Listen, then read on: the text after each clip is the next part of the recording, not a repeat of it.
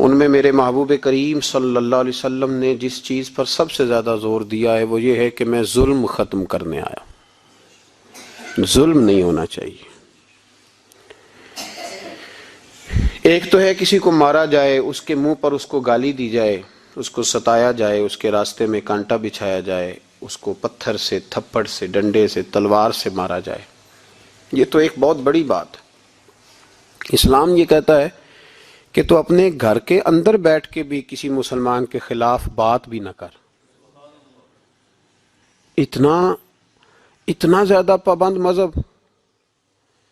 اپنے گھر کی چار دیواری کے اندر بیٹھ کر بھی کسی مسلمان کی برائی کرنے کی، صرف زبان سے سازش کرنے کی بات نہیں، اس کے خلاف منصوبہ بندی کرنے کی بات نہیں، اس کو لوگوں کو اس کے خلاف ابھارنے یا اکسانے کی بات نہیں، خالی اس کے خلاف گفتگو. اور وہ والا عیب جو اس میں پایا جاتا ہے، وہ عیب جو اس میں موجود ہے، وہ عیب بھی تجھے گھر کے اندر بیٹھ کر نجی اور ذاتی محفل میں بھی بیان کرنے کی اسلام اجازت نہیں دیتا. اور اسلام نے اس کو غیبت کا نام دیا. اور میرے نبی پاک صلی اللہ علیہ وسلم نے فرمایا یہ فعل کہ تو گھر کے اندر بیٹھ کر کسی کی عزت کے بارے میں بات کرے، سمجھ لے تو نے زنا سے بھی برا کام کیا. یہ بدتر ہے زنا سے بھی. یہ جو زیادتی اور ظلم ہے نا میرے بھائی، اس کو اسلام نے اس قدر زیادہ ناپسند کیا اور اس پر اسلام نے اس قدر زیادہ احکامات بیان کیے. میرے نبی کریم صلی اللہ علیہ وسلم نے فرمایا قیامت کے دن اللہ مظلوم کے ساتھ ہوگا. اللہ کس کے ساتھ ہوگا؟ قیامت کے دن اللہ مظلوم کے ساتھ ہوگا. اور یہ لفظ ہیں حدیث مبارکہ میں ابن حجر علیہ رحمہ نے لکھے، اللہ قیامت کے دن مظلوم کے ساتھ ہوگا. اور اگلے لفظ سنو گے تو حیران رہ جاؤ گے. فرمایا اللہ قیامت کے دن مظلوم کے ساتھ ہوگا اگرچہ وہ مظلوم کافر ہی کیوں نہ ہو. اگرچہ وہ مظلوم، اللہ اس کے ساتھ ہوگا. اللہ قیامت کے دن مظلوم کے ساتھ ہے، اگرچہ وہ والا رٹا نہیں کہ میری برادری کا ہے تو میں نے سپورٹ تو کرنی ہے نا. ہم تو ظالموں کے ساتھ ہوتے ہیں. ہمارے دیہاتوں میں رواج ہے کہ نوجوان کسی کی عزت پر ہاتھ ڈالتا ہے، کسی کی بیٹی کو بھگا کے لاتا ہے تو اس کے دوست اس کی مدد کرنا فریضہ سمجھتے ہیں، اس کو سپورٹ کیا جاتا ہے، اس کو رہنے کو جگہ دی جاتی. ہم یہ نہیں دیکھتے کہ وہ چوک میں لڑائی ہوئی ہے اور ہمارے بچے کی کسی کے ساتھ پٹائی ہوئی تو ہم تو بندوقیں، ڈنڈے، کلاڑیاں اٹھا کے چلے جاتے ہیں. وہاں جا کے تحقیق پہ پتہ چلتا ہے کہ ظلم تو ہمارے بچے کا ہے. تو پھر مدد کس کی کرنی چاہیے تھی؟ ہم کس کی کرتے ہیں؟ میرے نبی کریم صلی اللہ علیہ وسلم کو اپنی امت سے بڑا پیار ہے، حضور کو بڑی محبت ہے. فرمایا قیامت کے دن لوگ اپنے اپنے ممبروں پہ بیٹھیں گے پر میں سجدے میں گر کے اپنی امت کی دعائیں مانگوں گا. قیامت میں جو بچے گا وہ میرے نبی پاک کی برکت سے بچے گا. لیکن رسول کریم علیہ الصلوۃ والسلام نے فرمایا ظلم کر کے نہ آنا، تمہاری باقی کمیوں پہ میں پردے ڈلوا دوں گا. ظلم کر کے نہ آنا. امام بہقی روایت لائے ہیں، محبوب پاک نے فرمایا میرے امتی نے کسی ذمی کافر کے ساتھ اگر زیادتی کی، وہ ٹیکس دیتا تھا، جزیہ دیتا تھا، ذمی کافر تھا، اور میرے امتی نے اگر اس کے ساتھ زیادتی کی تو نبی پاک صلی اللہ علیہ وسلم فرماتے ہیں میں قیامت کے دن اس کافر کے ساتھ مل کر اپنے امتی پر اللہ کی بارگاہ میں مقدمہ دائر کروں گا. میں خود مقدمہ دائر کروں گا. یہاں ظلم کی آندھیاں چلتی ہیں، طوفان چلتے ہیں، لوگ دوائیوں میں ظلم بیچتے ہیں، لوگ تعلیم کے نام پر ظلم کرتے ہیں، لوگ خیر کے نام پر ظلم تقسیم کرتے ہیں. یہاں اللہ اکبر ایسے ایسے رنگ دیکھنے کو ملتے ہیں.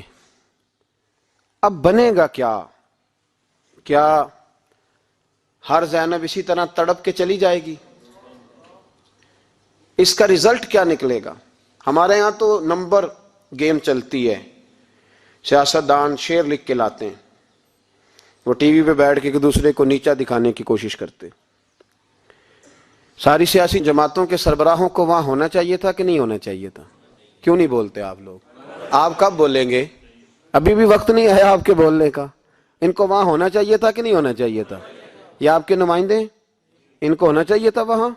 میرے نہیں ہیں، اللہ جانتا ہے، ایک بھی نہیں ہے ان میں سے. سوال ہی نہیں پیدا ہوتا. ہمارے یہ نمائندے ہوں گے؟ سوال ہی نہیں پیدا ہوتا. ہمارے نمائندے نہیں ہیں، یہ آپ کے بھی نہیں ہیں. بس تھوڑا سا وقت اور رہ گیا ہے، پھر انشاءاللہ سارا پاکستانی سمجھدار ہو جائے گا. یہ کسی کے بھی نہیں ہے. میرے بھائی، نمبرنگ ہو رہی ہے.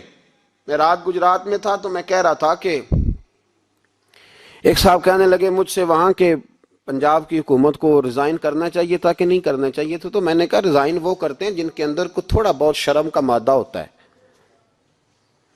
یہ لوگ ریزائن کریں گے؟ یہ کیسے کر سکتے ہیں؟ اور پھر ریزائن صرف ان کو نہیں کرنا چاہیے تھا. میری تو دعوت یہ ہے کہ ہر سیاسی جماعت ریزائن کرے. ہم اس ملک میں سیاست نہیں کریں گے. مذہبی جماعتیں تبلیغ کرنا بند کر دیں. پیرانے عظام گدی نشینیاں چھوڑ کے باہر نکلیں. یہ جو ہر چوک اور ہر چوراہے میں لوگ نصیحتوں کا بازار گرم کر کے کھڑے ہیں، یہ چھوڑ دیں. کیا اثر ہے تمہاری تبلیغوں کا؟ کیا مل رہا ہے قوم کو؟ تمہاری گدیاں کیا تزکیہ نفس کر رہی ہیں؟ اور ہر اس آدمی پہ مقدمہ ہونا چاہیے جس کے موبائل میں گندی فوٹو ہے. ہر وہ آدمی مجرم ہے جو گند دیکھتا ہے، گند آگے تقسیم کرتا ہے. ایسے ہی ایک دو آدمی کا نام لگا کے چپ کر گئے ہو. صبح قیامت کے دن اس زینب کے خون کے حساب میں مجھے بھی پوچھا جائے گا اور آپ کو بھی پوچھا جائے گا. ہر ایک آدمی دوسرے پہ بوجھ ڈال کے خاموش ہو جاتا ہے. حکومت نے غلط کیا. حکومت بنوائی کس نے تھی؟ کس نے ووٹ دیا تھا؟ برابر کے شریک ہیں ان کے جرموں میں جو ان کو ٹھپے لگاتے ہیں. چپ کر جاتے ہو تنقید کر کے. حضرت سیدنا امام مالک رحمت اللہ علیہ فرمایا کرتے ظالموں کا مددگار بھی ظالم ہوتا ہے. تو ان کو ٹھپے لگانے والا ظالم نہیں ہوتا؟ وہ نہیں مددگار ظالموں کا؟ ابھی تک لوگ کہہ رہے ہیں مولانا آپ سخت جملے کہتے ہیں، آپ سخت جملے کہتے ہیں، آپ بچیں. میں نے کہا تمہیں پتہ نہیں نا، تمہیں خبر نہیں، تم اس زیادتی کا شکار نہیں ہو، تمہیں کیا پتا. میرے ایک چچا کا بیٹا تھا، اکلوتا تھا. وہ رستے میں جاتے ہوئے کسی کی گولی کا شکار ہو گیا. میں تھانے گیا پرچہ کٹوانے. طالب علمی کا زمانہ تھا. اور جب میں گھر سے نکلا تھا تو میری جیب میں 2 روپے تھے.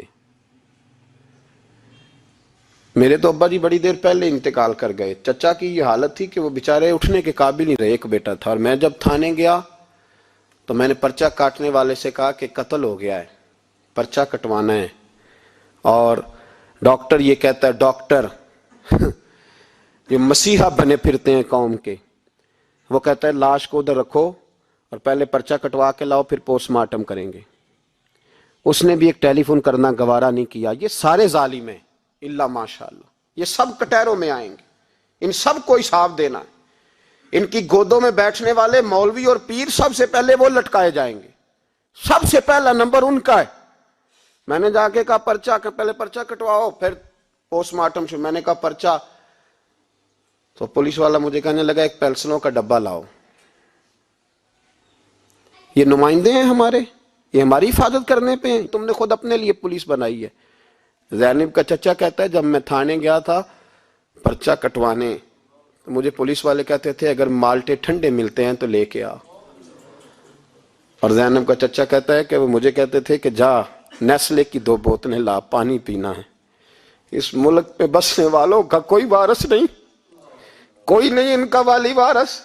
اور کہتے ہیں کوڑے میں پڑی لپٹی ہوئی خون سے لاش. اور مجھے پولیس والے کہتے ہیں فلانے نے لاش ڈھونڈی ہے، اسے تو پہلے 10,000 دے لے.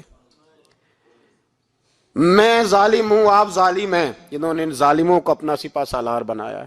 تیاری کر رہو اللہ کے حضور. میں نے پوچھا رب کریم سے مولا تو بتانا رزلٹ کب نکلے گا؟ تو رب کریم نے فرمایا دنیا تو غافل ہو سکتی ہے، ولا تحسبن اللہ غافلا عما یعمل الظالمون. کر جا کے سورۃ ابراہیم کی آیت نمبر 42 پڑھو. رب فرماتا ہے اللہ غافل نہیں ہے ان لوگوں سے جو دنیا میں ظلم کر رہے ہیں. اللہ ظالموں کے کاموں سے غافل. تو پھر مولا رزلٹ کیا ہے؟ فرمایا انما یؤخرہم لیوم، اللہ نے ایک دن کے لیے یہ فیصلے رکھے ہوئے، رب روز عدالت نہیں لگائے گا، اللہ نے ایک دن رکھا ہوا ہے۔ تشخص فیہ الابصار، فرمایا میں ظالموں کو اس طرح لٹکاؤں گا کہ لوگوں کی آنکھیں کھلی کی کھلی رہ جائیں گی۔ میں ظالم کو، رب کریم فرماتا ہے مجھے کوئی غافل نہ سمجھے، وقت آنے والا ہے، وقت آنے والا ہے۔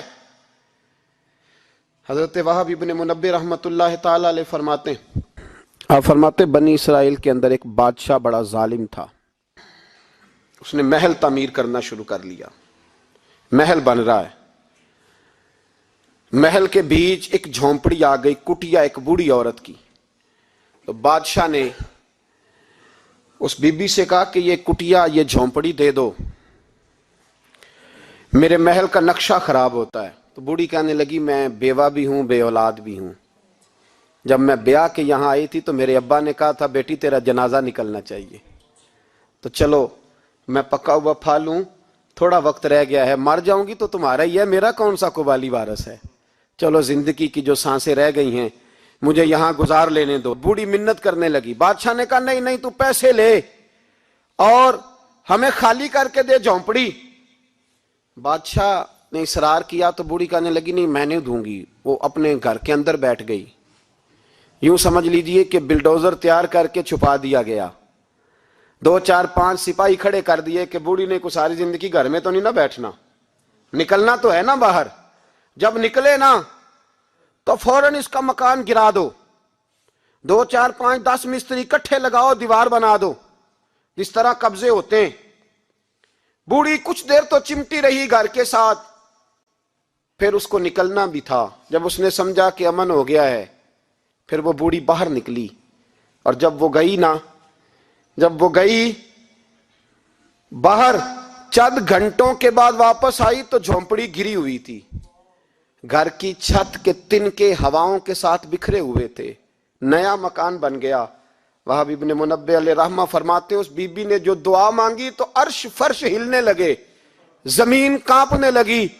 اس بی بی نے لفظ پتہ کیا ادا کیے؟ کہنے لگی اے اللہ میں تو موجود نہیں تھی، تو بتا تو کہاں تھا؟ اللہ میں تو نہیں تھی، زینب کی اماں بھی پوچھتی ہے اللہ میں تو نہیں تھی، تو تو موجود تھا نا؟ تو عرش کا مالک کہتا میں ہلا دوں گا، ذرا ان علماء کو، مشائخ کو، ان ارباب اقتدار کو دیکھ لینے دو، میری ڈھیل ہے، میں انہیں ہلا دوں گا۔ کہتی اللہ میں تو نہیں تھی، تو کہاں تھا؟ تو بتا۔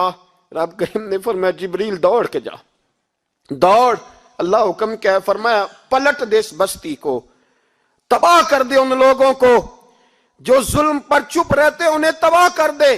دنیا میں قتیل اس سے منافق نہیں کوئی، دنیا میں قتیل اس سے منافق نہیں کوئی جو ظلم تو سہتا ہے بغاوت نہیں کرتا، اس سے منافق نہیں کوئی۔ منافق بن کے جینا بند کر دو، اب مومن بن کے جینا سیکھو، ان ظالموں کے خلاف بولو۔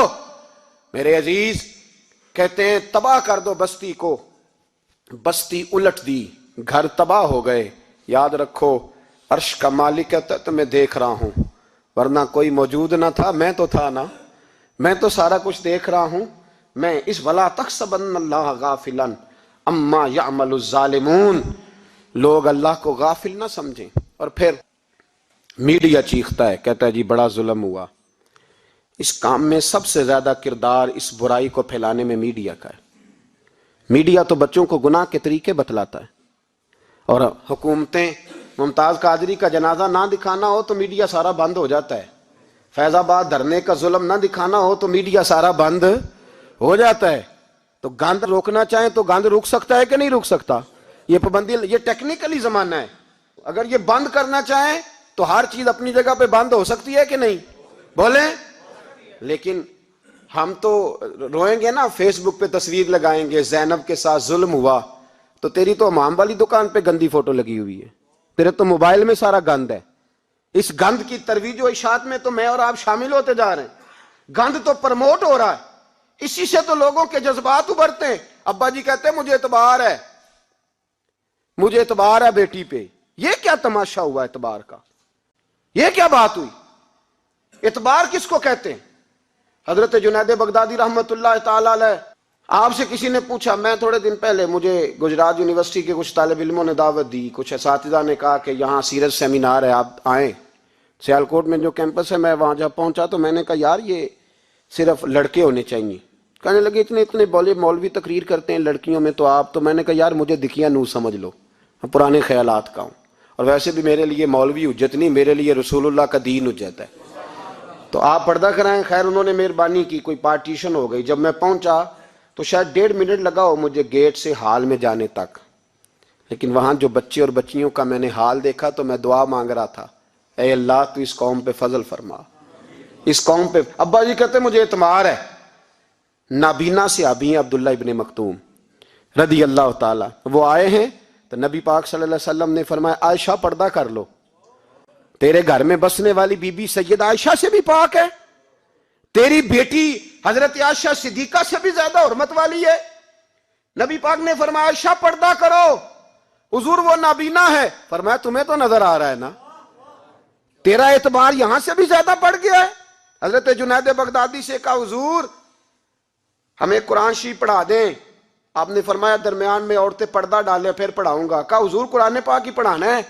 تو حضرت جنید فرمانے لگے پڑھانے والے حسن بصری ہو اور پڑھنے والی رابعہ بصری ہو اور درمیان میں قرآن پڑھا ہو، پھر بھی میں انہیں بغیر پردے کے پڑھنے کی اجازت نہیں دیتا۔ یہاں تو حال ہی کوئی نہیں، اس گند کو روز پرموٹ کرتے ہو، نوجوانوں کے جذبات بکھرتے ہیں اور بپھرتے ہیں، اور پھر اس کے بعد کہتے ہو کہ آگ نہ لگے۔ یہ کیسے ہو سکتا ہے؟ تم نے خود آگ لگائی ہے چمن میں اپنے، بے سبب گردش ایام کو الزام نہ دو، تم نے خود نور کا ظلمت سے کیا ہے سودا، کر کے توہین سحر شام کو الزام نہ دو۔ او بھائی یاد رکھو، جب تک یہ گند رہے گا فحاشی اور عریانی رہے گی۔ انڈیا کے اندر زیادتی کے واقعات زیادہ ہیں پاکستان کی نسبت، کیوں؟ اس لیے کہ گند زیادہ ہے، فحاشی اور عریانی۔ اسلام نے تو نظر تک پر پابندی لگا دی، کہا اپنی نظر بھی مومن جھکا کے رکھیں، جو چیزیں سبب بن سکتی ہیں ان پر بھی پابندی لگا کے رکھی۔ ہم توجہ ہی نہیں کرتے، خیال ہی نہیں ہے، اس کو پرموٹ کیا جاتا ہے۔ اور سب سے دوسری بڑی وجہ یہ ہے کہ مجرم کو سزا نہیں ملتی، مجرم کو سزا بولیے، وہ چھوٹ گیا نا سرے عام ایک بڑے آدمی کا بیٹا قتل کرنے والا، چھوٹ گیا نا، وہ جس نے سرے عام ایک سپاہی کانسٹیبل کو کچل دیا تھا، وہ بچ گیا نا، آ گیا نا باہر۔ ریمنڈ ڈیوس کئی گولیاں مار کے بچ گیا نا۔ جب مجرم کو سزا نہیں ملتی تو پھر گناہ بند۔ میرے رسول پاک صلی اللہ علیہ وسلم نے قانون دیا، قانون، ایک عورت نے چوری کی، اس کے حضرت سیدنا اسامہ بن زید حضور کے محبوب صحابی سفارشی بن کے آئے، حضور تھوڑی لچک دے دیں۔ نبی پاک نے فرمایا سنو، میری بیٹی فاطمہ بھی چوری کرتی تو میں ہاتھ کاٹ دیتا۔ مجرم کے لیے سزا ضروری ہے، مجرموں کو سزا ملے گی تو حالات بہتر ہوں گے۔ کہتے ہیں سرے عام پھانسی لگاؤ، کہتے ہیں قانون میں گنجائش نہیں۔ تمہارے لیے قانون روز بدل جاتا ہے۔ جب مطالبہ کیا گیا نا کہ سرے عام جاگ رہے ہیں آپ لوگ کہ سو گئے؟ جی چلے میں دعا کرتا ہوں اللہ کرے میری قوم جاگ جائے، آمین تو کہہ دیں، اللہ کرے آپ لوگ جاگ جائیں اور جاگتے رہیں۔ اعلیٰ حضرت نے فرمایا تھا، مشورہ دیا تھا، سونا جنگل رات اندھیری چھائی بدلی کالی ہے، سونے والوں جاگتے رہنا کیونکہ چوروں کی رکھوالی ہے۔ سونا جنگل رات اندھیری چھائی بدلی کالی ہے، سونے والوں جاگتے رہنا، چوروں کی رکھوالی ہے۔ کہا گیا سرے عام پھانسی دو، تو کہنے لگے آئین میں گنجائش نہیں چوک میں پھانسی دینے کی، اور تمہاری ضرورت پڑے تو آئین میں ترمیم ہو جاتی ہے۔ تو آج زینب کو ضرورت پڑی ہے تو کیوں ترمیم نہیں ہو سکتی؟ آج ایک غریب مظلوم ماں کو ضرورت پڑی ہے تو ترمیم کیوں نہیں ہو سکتی؟ انہیں چوک میں پھانسی دو، انہیں لٹکاؤ، انہیں کاٹ کر کتوں کے آگے ڈالو تاکہ ہر ایک کی بیٹی محفوظ رہ سکے۔ اور وہ زینب کسی اور کی بیٹی نہیں، وہ میری بیٹی ہے، وہ میری بیٹی ہے۔ ابھی 6 سال کی بیٹی سینے پہ لٹا نا اور پھر اس باپ کا درد محسوس کر، تجھے اندازہ ہو کہ بیٹی تو بیٹی ہوتی ہے۔ حاتم تائی کی بیٹی ننگے سر دربار رسالت پہ آئی تو میرے نبی پاک نے چادر دی۔ سلمان فارسی کہنے لگے سونیا کافر کی بیٹی ہے، تیری پاک چادر ہے، میں اپنی نہ دے دوں؟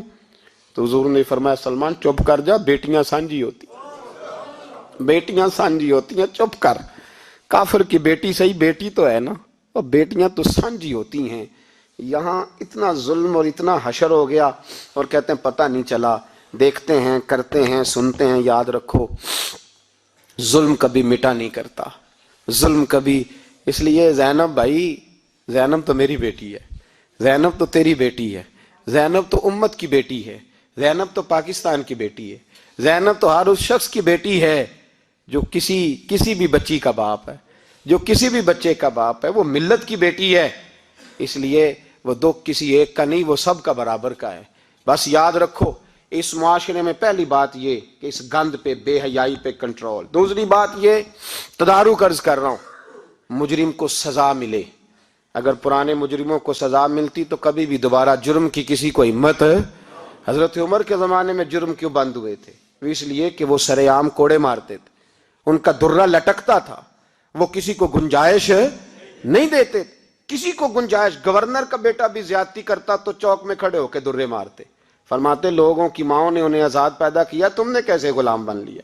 یہاں جب قانون بدلتا ہے اور پھر شکوہ ہے، ہمیں غریب آدمی نے تو پرچہ درج کرانا ہو تو اس کو تو چودھری صاحب بھی وقت نہیں دیتے، اس کو تو چودھری صاحب بھی کہتے ہیں گڈی کرائی آ، پیسے ہے نہیں تھانے جانے دے، اتنے پیسے لگ دیں۔ ظالموں ڈرو اللہ تعالیٰ سے، ڈرو۔ اور غریب آدمی چلا جائے تھانے تو اس کو پولیس والا پوچھتا ہے، وہ کہتا ہے کس طرح ہوا تھا، کس طرح کر کے ہوا، تفصیل بتا۔ اور پھر وہ دو کہتا ہے تو جا، ابھی میں کوشش کرتا ہوں، میں پہلے ان کو فون کرتا ہوں مجرموں کو، پھر اس کے بعد تیرا۔ اور تگڑے آدمی پہ درخواست آ جائے کبھی تو اس کو فون کر کے پوچھتے ہیں چودھری صاحب کی کرنا ہے پرچے دا؟ پھر وہ خود فون کرتے ہو؟ یہ امیر کے لیے قانون اور ہے اور غریب کے لیے اور ہے، یہ کس طرح ہو سکتا ہے؟ میرے نبی کریم صلی اللہ تعالی علیہ وسلم نے انصاف کی فراہمی چھوٹے بڑے کے لیے ایک رکھی، اور یاد رکھو حساب تو دینا ہے۔ حساب بول کے بتائیے، حساب جو زیادتی کرے گا اس نے حساب اور دینا پڑے گا۔ یہاں نہیں دو گے تو وہاں دو گے، حساب تو بہرحال اس مجرم نے تو دینا ہے۔ لیکن ارباب اقتدار نے بھی، حضرت عمر فرمایا کرتے تھے میرے دور میں کتا بھی پیاسا مر گیا تو حساب میں نے دینا ہے، چونکہ میری حکومت تھی، کتے کو پانی ملنا چاہیے تھا، اس کے دروازے تک پانی پہنچنا چاہیے تھا، حساب تو دینا ہے۔ ہر اس شخص نے جو سوشل ہونے کا دعویٰ کرتا ہے، جو معاشرے میں کسی بھی طرح کا کوئی کردار ادا کر رہا ہے، اس نے بہرحال حساب، یہ مشترکہ معاملہ ہے۔ اس میں ارباب اقتدار کا تو حشر ہوگا، وہ تو دنیا دیکھے گی، لیکن باقی بھی اپنی ذمہ داری کا احساس کریں، باقی بھی خیال کریں۔ سنو اور یاد رکھنا اس بات کو، غور کریں کہ میری طرف دیکھیں میرے بھائی۔ ایک مکران شاہ بادشاہ گزرا ہے ایران کا، کچھ نرم دل تھا، وہ نا سیر کرنے نکلا، درمیان میں پل آتا تھا، ایک دریا تھا، اس کا پل تھا، اور پل کے اس پار جنگل تھا، سبزہ تھا، سیرگاہیں بنی ہوئی تھی۔ بادشاہ وہاں 2-4 دن رہنے کا ارادہ کیا۔ جب بادشاہ وہاں پہنچتا ہے نا مکران شاہ، تو اس نے دیکھا کہ وہاں 2-3 دن قیام کرنا ہے، جھیل ہے، سیرگاہ ہے، وہاں اس نے رکنے کا پروگرام بنا لیا۔ بادشاہ تو علیحدہ اس کے لیے رہائش تھی، سپاہی علیحدہ رہتے تھے۔ یہاں تو لوگ کہتے ہیں نا وہ پولیس کو ڈانٹتے ہیں، پولیس کو پوچھتے ہیں، او بھائی پولیس تو تمہارے ماتحت ہوتی ہے، پولیس تو سمجھ گئی ہے کہ تم کس طرح ان سے کام لیتے ہو، ان کو تو تم اپنے تحت رکھتے ہو۔ پولیس والے علیحدہ رہتے تھے، اس کے ساتھ جو سپاہی گئے ہوئے تھے، گن مین گئے ہوئے تھے۔ مکران شاہ سیر سپاٹے پہ رہتا تھا۔ ایک بوڑھی عورت تھی، اس کی ایک گائے تھی، وہ جنگل کے اندر بوڑھی رہتی تھی، گائے اس کی وہاں چرتی رہتی تھی۔ شام کو وہ گائے گھر لوٹتی، بوڑھی دودھ پی کے سو جاتی۔ سپاہی اس بوڑھی کے پاس آئے، کہنے لگے تیری گائے بڑی صحت مند ہے، ہمارے ہاتھ بیچ دے۔ بوڑھی نے کہا میرے بڑھاپے کا سہارا ہے، اس کا دودھ پی کے میں زندہ ہوں، بیچوں گی نہیں۔ وہی والا کام جو ہمارے ملک میں ہوتا ہے کہ قیمت کے ساتھ زمین دینی ہے کہ مفت دینی ہے۔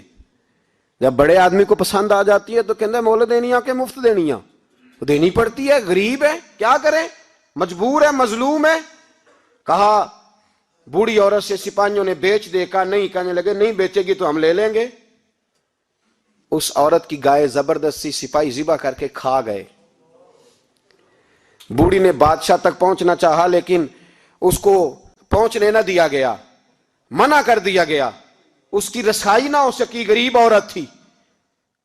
جس دن مکران شاہ واپس آ رہے تھے نا سیر کر کے، پل سے گزر رہے تھے، تو کسی نے بوڑھی سے کہا کہ بادشاہ گزرے گا، وہ چھپ کے پل پہ بیٹھ گئی، اور مکران شاہ جب پل سے گزرنے لگے تو بوڑھی آگے آئی اور اس کے گھوڑے کی لگام پکڑی، ایسا جملہ کہا کہ مکران شاہ چکرا کے زمین پہ گرا، اور بوڑھی کہنے لگی مکران شاہ تیرے سپاہی میری گائے ذبح کر کے کھا گئے ہیں، تو بتا اس کا حساب اس پل پہ کھڑے ہو کے دینا کہ پل صراط پہ دینا ہے؟ بتا یہاں کھڑے ہو کے دے گا کہ وہاں کھڑے ہو کے دے گا؟ بول ارباب اقتدار، حکومت کے ایوانوں میں بیٹھنے والوں، بتاؤ زینب کا حساب قصور کے چوک میں کھڑے ہو کے دو گے کہ میدان محشر کے چوک میں کھڑے ہو کے دو گے؟ بتاؤ کہاں حساب دینا ہے، یہاں دینا ہے کہ وہاں دینا ہے؟ حساب تو بہرحال تمہیں دینا ہے، اس قوم کو اس کا حساب تو، زینب کا حساب تو دینا ہے، دینا پڑے گا، دیا جائے گا، پوچھا جائے گا۔ بتاؤ یہاں دینا ہے کہ وہاں دینا ہے؟ دینا تو پڑے گا، یہاں دو گے تو ہو سکتا ہے قیامت میں بچ جاؤ، اور اگر یہاں نہیں دو گے تو وہاں لٹکا دیے جاؤ گے، رسوا کیے جاؤ گے، پوچھا جائے گا۔ مکران شاہ چکرا کے گرا زمین پہ اور گر کے کہنے لگا بی بی میں وہاں حساب نہیں دے سکتا، دو دینا یہیں لے لے، جو لینا یہیں لے لے، آ جاؤ آ جاؤ، وقت ہے، گنجائش ہے، مہلت کے دنوں میں توبہ کر لو، پلٹ آؤ، اللہ کے حضور حاضر ہو جاؤ۔ اس معاشرے کو صفائی کی ضرورت پڑ گئی ہے، اس معاشرے میں ہر آدمی اپنا کردار ادا کرے، ظالم کے خلاف اٹھے، بے حیائی، فحاشی، عریانی، بدنگاہی، اس کے خلاف اٹھے۔ حضرت امیر معاویہ رضی اللہ تعالیٰ عنہ اپنے دور حکومت میں باہر نکلے، ایک بی بی با پردہ عورت برقعے میں گلی میں گھوم رہی تھی، برقع ڈال کے۔ حضرت امیر معاویہ دوڑ کے مسجد چلے گئے، رونے لگے، کہنے لگے صحابہ کے زمانے میں یہ عورتیں گلی میں آ گئی ہیں، ہمارے دور میں ہی آ گئی ہیں، کہیں اللہ کا قہر نازل نہ ہو جائے۔ حالانکہ وہ با پردہ تھی بی بی، یہاں تو بڑی ڈٹائی کے ساتھ فرنٹ سیٹ پہ بے پردہ عورت کو بٹھایا جاتا ہے اور دلیلیں دی جاتی ہیں کہ ہم پڑھ لکھ گئے، ایف ایس سی اور بی ایس سی ہماری تعلیم ہے، ہمارے پاس ابھی تازی تو کار آئی ہے، تو بتائیں نا کہ جو کار پہ بیٹھی ہے وہ کار کی مالکن ہے۔ یہاں تو ہر چیز کھول کے بیان کرنا لوگوں نے اپنے لیے ضروری سمجھ لیا ہے، اپنے کلچر کا حصہ بنا لیا ہے۔ خدا را فحاشی کے خلاف، بے حیائی کے خلاف، عریانی کے خلاف اٹھو اور اس پل کو باندھو۔ جب تک فحاشی رہے گی، عریانی رہے گی۔ پاکستان میں 10 کے قریب بچوں کے ساتھ روز زیادتی ہوتی ہے، یہ آپ کے قومی اخبارات کی آج صبح کی رپورٹ ہے۔ یہ تو وہ چیزیں ہیں جو کھل کے باہر آ گئیں، اور اس کے علاوہ جو بے حیائی کے اڈے کھلے ہوئے ہیں، نہ جانے ان کی تعداد کتنی، کس قدر زیادہ ظلم ہو رہا ہے۔ میرے رسول پاک صلی اللہ تعالی وسلم نے فرمایا جب کوئی زنا کرتا ہے تو ایمان اس کے سینے سے نکل جاتا ہے اس کے سینے سے۔ آنکھوں پر پردہ ہونا چاہیے، کانوں پر پردہ ہونا، اور اگر